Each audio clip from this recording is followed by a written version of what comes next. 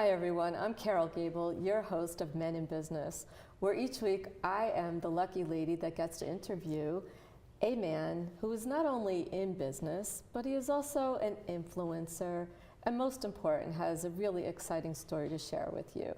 So this week, I am really fortunate to have with me Rich Wortmann of RW Group. Welcome, Rich. Thank you. Nice to have you here this week. Today in particular, as you know, I was at the State House and there was a vote up for cannabis, something that we're all very interested in. And what really fascinated me about your story is your group as accountants make no bones about saying, yes, we have clients that are interested in cannabis in all different arenas. And you really help them, and it's a field that's really necessary. So I want to get more into that, but before we do, as an accountant, a CPA, correct? Correct. So you have a group and your firm. I want to talk a little bit about what your, really what made you get involved in accounting from way back when, and we'll move down the storyline as we go along.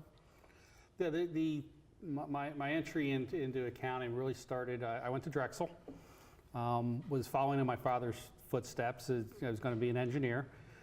Made barely through my first term. It was painful, right? It was painful first term.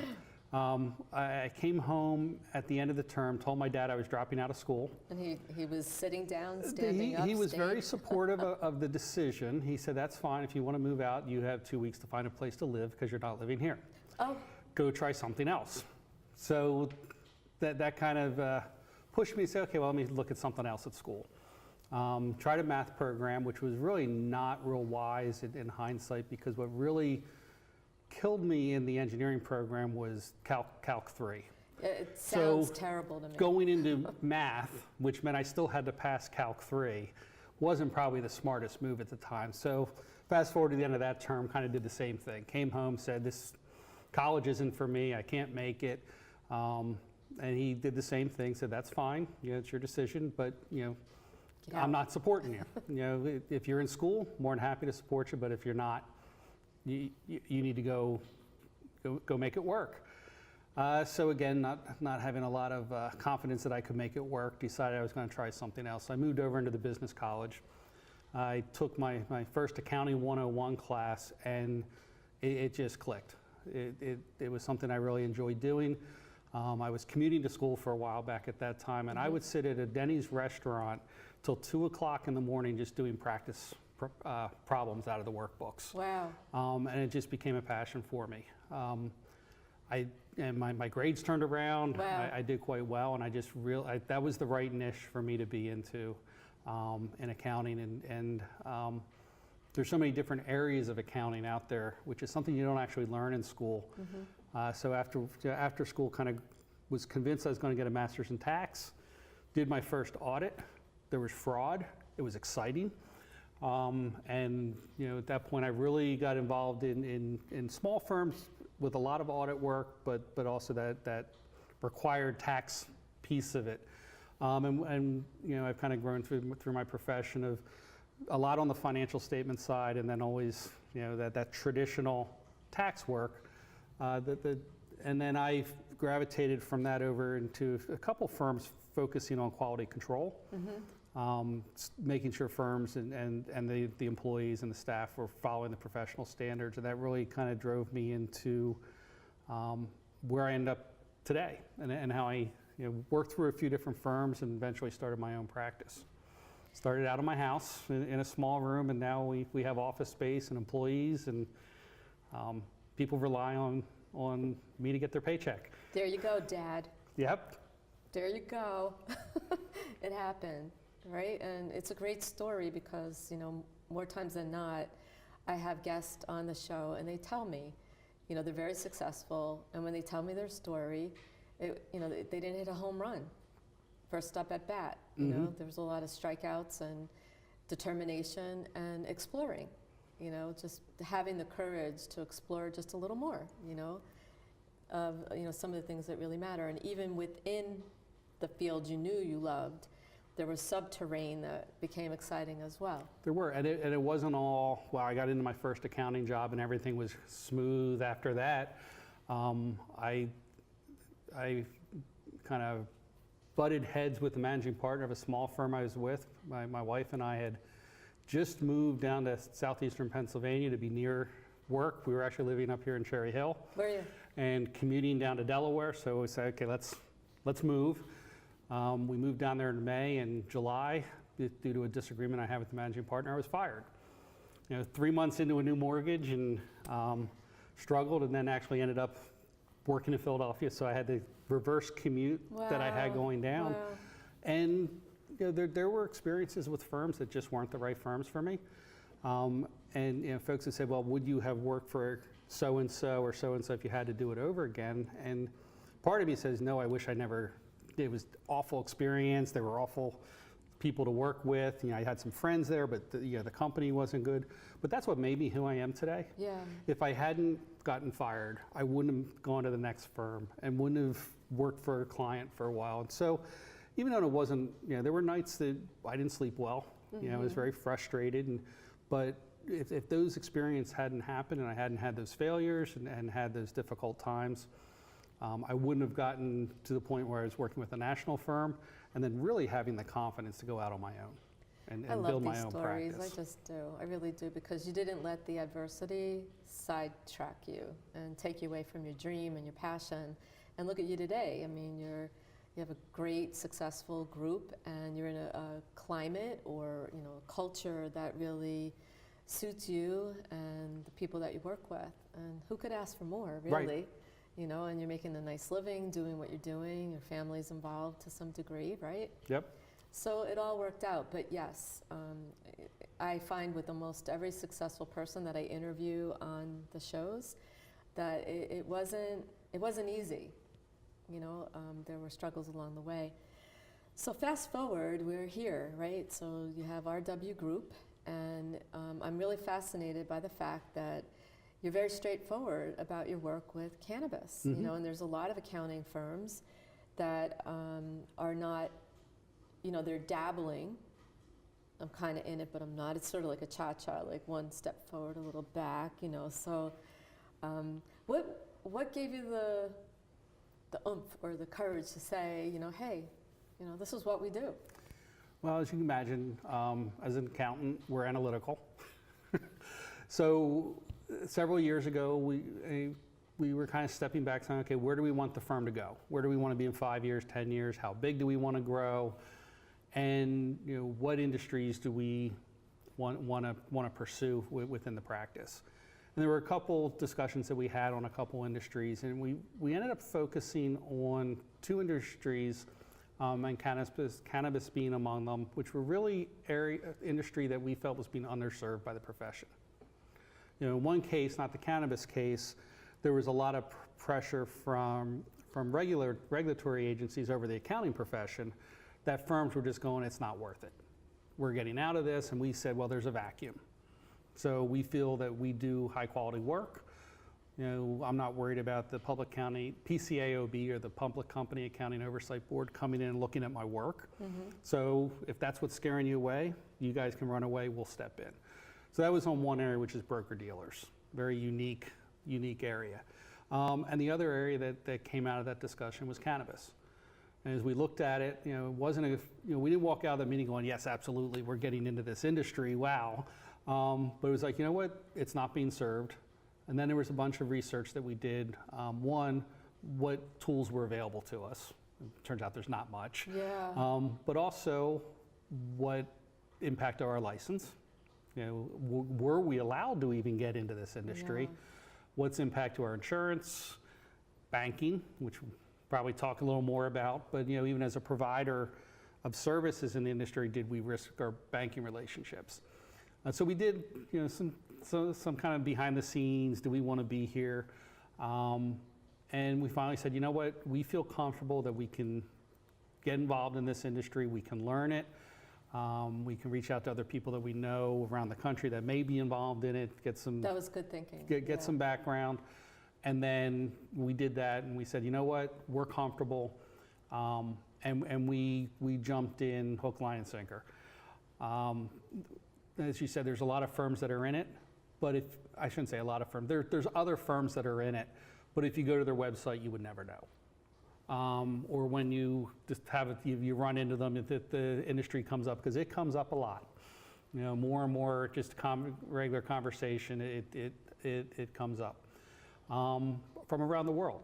Oh, yeah. I got an email today, just this morning, through a group that we're a member of, a group called IR Global, which is a group of accountants and lawyers around the world. I got an email today that there's a group of folks in Taiwan, law firm, that has clients in the US that are looking for resources, you know, professional resources in the cannabis industry. So it's coming from all sides, but you know, they're finding us, you know, we're a small firm in a little town, and a group in Taiwan is reaching out to us. I love that. And that's because we don't hide it. I'm going to have to stop you right there. We're going to take a break, and we'll be right back. So you do not want to miss the rest of this story. We'll be right back.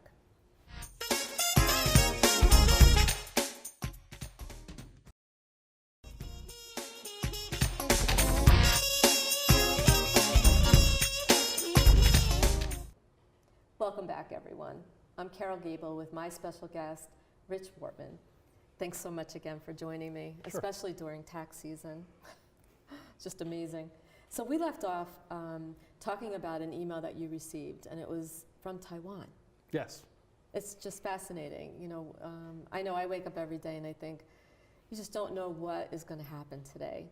You know, and oftentimes I think people think of accounting as being so regimented, if you will. But I think because of, you know, the cannabis and other clients that you do have, I'm sure every day you really don't know, you know, from day to day who's going to call. No, we don't. And you know, other than our cannabis practice, our clients range from a professional sports team. Wow. To a company in Italy that moved into the Philadelphia region for software sales, to low-income housing, construction, and the local entrepreneur, local construction person, plumbing company. Our clients run the gambit, and they're global. You know, I was up in Toronto in the fall for a client up in Canada, and you know, I go to meetings globally, trying to build the practice with a global presence to it. And cannabis is a part of that. You know, when I'm in Europe at a meeting, cannabis comes up. When I'm in Canada as a meeting, cannabis comes up. So it's got worldwide attention right now. And here the growth, especially now on the East Coast, is just phenomenal. Yeah. If you go back 10 years, you would have never thought we'd be having this discussion No, not at openly that yes, I'm in this business. Yeah. You know, it's just a total change in where the profession has gone. And just the experiences I've had in the time we've been here, in standing in rooms full of marijuana. Right, the vaults, or you know, going into a vault and looking for an audit, right? For an audit, ensuring that the inventory's there, counting inventory. What's the highest amount? Tell me. Well, the room I was in recently had it from a retail value. I guess street value is not the right term anymore, but from a retail value, it's probably about $12 million 12 million. of flour. Did you ever No. think?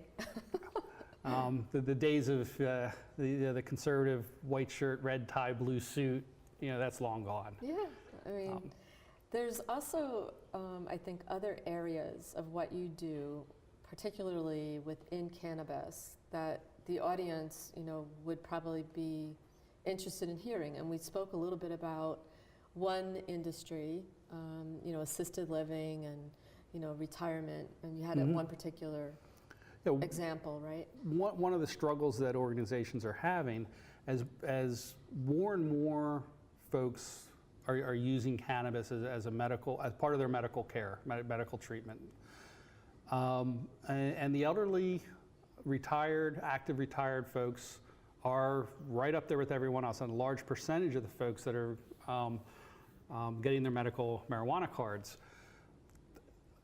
Healthcare providers struggle with matching what they can do without risking their Medicare eligibility as a provider to being able to provide the health care that the resident or the patient wants.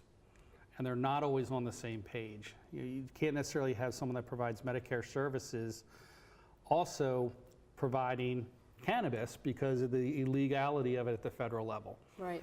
And obviously the federal government doesn't want any money being spent just to support medication marijuana, medical marijuana. So it's a struggle that healthcare providers are having is how do we blend these two together? We want our patients to be involved in their their treatment plans.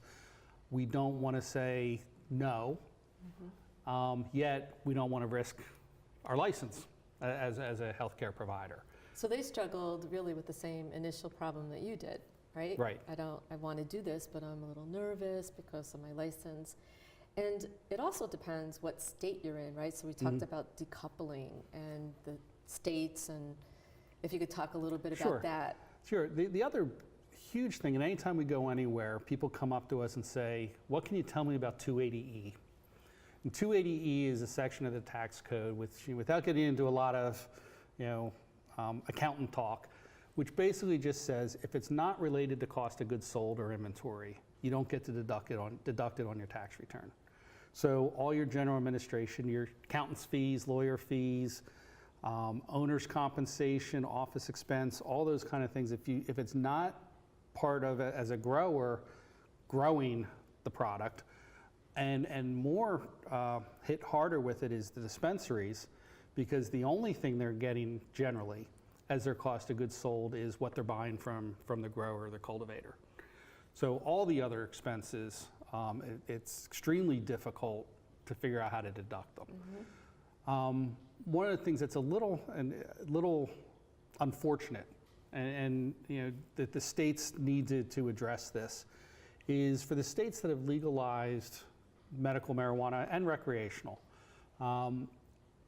Many of those states, probably 85% of them, follow the federal law from a tax standpoint. So even though they're saying it's a legal business to be in from an operational standpoint and the law, when it comes to the tax code, they're still treating it like it's an illegal activity. So they're not allowing those deductions. There's a handful of states that have stepped back and said, you know what, we're going to allow you to take those general administrative deductions on your state return, even though you can't take it on the federal return. So New Jersey, Pennsylvania, are they? New Jersey and Pennsylvania, at the corporate level, follow the federal law. Pennsylvania is a little different. It says on the individual level, they've done what they've called decoupled.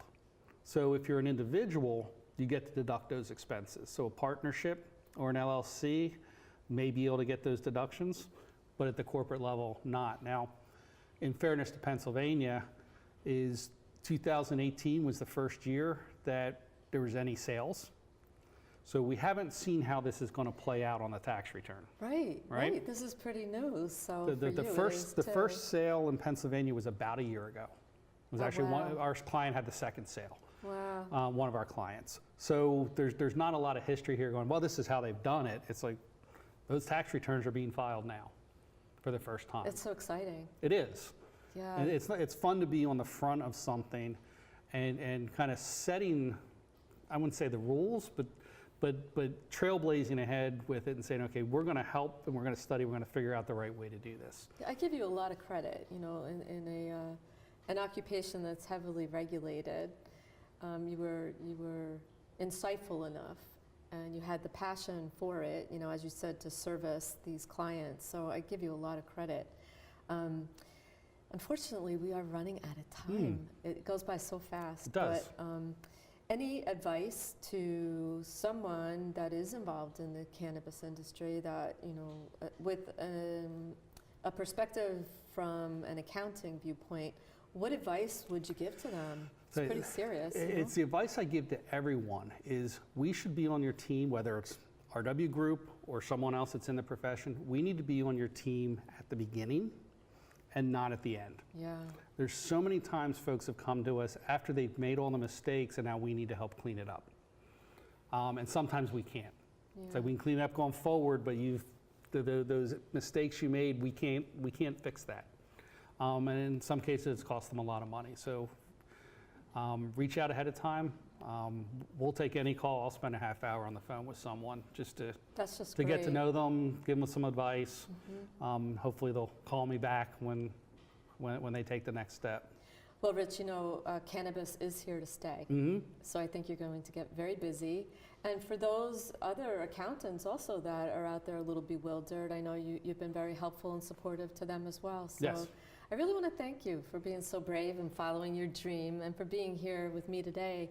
And let the audience know where they could get in touch with you, because I'm sure many would want to know and get this information. Sure. The easiest way to get hold of us is through our website, which is www.rwgroupllc.com. My contact information's on there, as well as our phone number. And again, anytime anyone has a question, please feel free to reach out and give us a call. Thank you so much, Rich. I really appreciate you being here with me. Glad to be here. Thank you. And I want to thank all of you for being here with me as well. Every Monday at 6 p.m. I want all of you to have a great week. Take care.